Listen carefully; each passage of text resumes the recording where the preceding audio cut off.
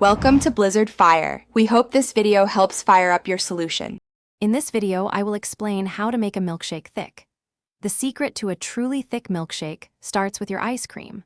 Always choose a high-quality, full-fat variety, as this provides the best foundation for a rich and creamy texture. Also, remember to chill your serving glass in the freezer for at least 30 minutes. This helps keep your delicious creation cold and thick for longer. Now, let's talk about blending. Combine your chosen ice cream with just a splash of milk in your blender. Begin blending on a low speed to gently incorporate everything without melting the ice cream too quickly. Blend in short, controlled bursts, adding more milk, perhaps 1 or 2 tablespoons at a time, only if absolutely necessary to achieve a smooth, thick consistency. Avoid overblending to maintain that desired thickness.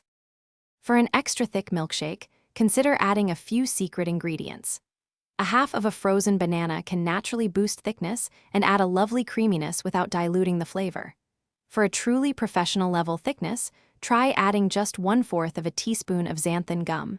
It works wonders.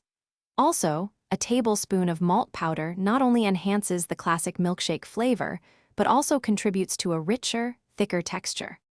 Once your milkshake reaches that perfect, spoon-standing thickness, it's time to serve. Pour it into your pre-chilled glass right away to prevent it from melting. For an extra special touch, consider garnishing with a generous swirl of whipped cream, a sprinkle of your favorite toppings, or a bright red cherry. Grab a wide straw and savor every incredibly thick and creamy sip of your homemade masterpiece. Enjoy!